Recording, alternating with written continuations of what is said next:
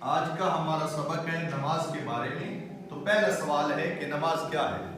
نماز اللہ تعالیٰ سے ملاقات کی ایک صورت ہے۔ اللہ چاہتا ہے کہ اس کے بندے اسے ملاقات کریں اور اسے یاد رکھیں، اس سے مدد مانگیں۔ نماز یہ ساری باتیں پوری کرتی ہے۔ دوسرا سوال، نماز پڑھنے سے ہمیں کیا ملتا ہے؟ نماز پڑھنے سے ہمارے دل کو سکون ملتا ہے۔ نماز پڑھنے سے ہمارے دل کو سکون ملتا ہے، کیونکہ ہم اپنے آپ کو اللہ کے سامنے پاتے ہیں، کیونکہ ہم اپنے آپ کو اللہ کے سامنے پاتے ہیں۔ نماز پڑھنا کس پر فرض ہے؟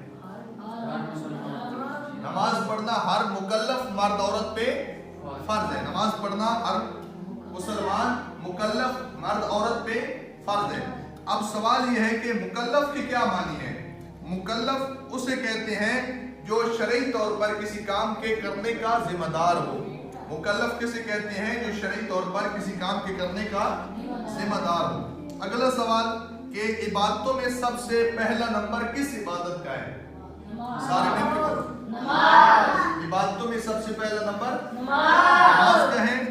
قیامت کے دن سب سے پہلا سوال کس چیز کے بارے میں کیا جائے گا؟ قیامت کے دن سب سے پہلا سوال نماز کے بارے میں کیا جائے گا۔ جو شخص نماز نہیں پڑھتا کیا اسے رسول اللہ اور اہل بیت کی شفاعت نصیب ہوگی؟ نہیں۔ جو شخص نماز نہیں پڑھتا اسے اللہ اے رسول اللہ کی اور اہل بیت کی شفاعت نصیب نہیں ہوگی۔ اللہ تعالیٰ نے قرآن مجید میں نماز کے بارے میں کیا فرمایا؟ قرآن کی آیت کا آپ نے ترجمہ کرنا ہے۔ کیا؟ اقیموا الصلاۃ ولا تکونوا من المشرکین۔ نماز پڑھو اور مشرکوں میں سے نہ ہو۔